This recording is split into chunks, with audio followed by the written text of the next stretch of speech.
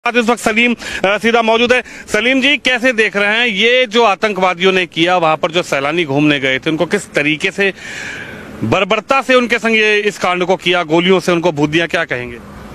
देखिए, ये अगर हम अपने नज़रिए से बोल लेंगे तो ये गलत हुआ है, ये आतंकवादी हमला है, ये मानवता के खिलाफ है।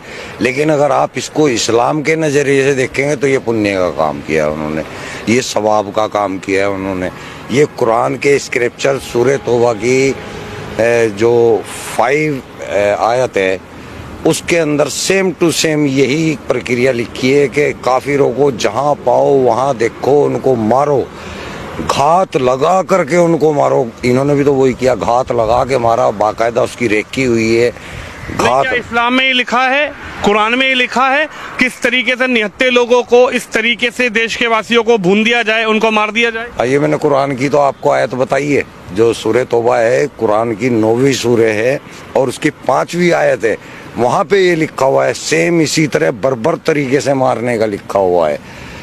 सेम ये लिखा हुआ है कि उनको मारो, जब तक मारो जब तक कि वो ला इलाहा इल्लल्लाह कलमा ना पढ़ ले या जजिया देना कबूल ना कर ले, तब तक मारो। यानी कि पूरे हिंदुस्तान के हिंदुओं का यही हसर होना है इस्लाम के अनुसार। इस्लाम के अंदर अल तकिया नाम की चीज़ होती है, आपने सुना होगा अल तकिया। अल तकिया वो चीज़ है जब इस्लाम के अंदर हमें कोई ऐसा काम करना होता है जो कि सामने लोगों को नाजायज़ दिख रहा है, तो आपको वहाँ लोगों को तो नाजायज़ बताना है लेकिन काम वो सवाब का करना है आपको। इसको बोला जाता है अल तकिया। तो ये अल तकिया करते हैं, जो कहते हैं ना हिंदू मुस्लिम भाईचारा, ये अल तकिया है, ये कुरान के अंदर है, हदीसों के अंदर है। मुसलमानों को तो, मैं इंडिया के मुसलमानों की बात कर रहा, बाहर के नहीं। मुसलमान इंडिया का जो है वो अनपढ़ है, उसको कुरान के बारे में कोई नॉलेज नहीं है। इसलिए अगर वो भाईचारे की बात कर रहा है तो वो ठीक कर रहा है, लेकिन वो इस्लाम के अनुसार गलत कर रहा है।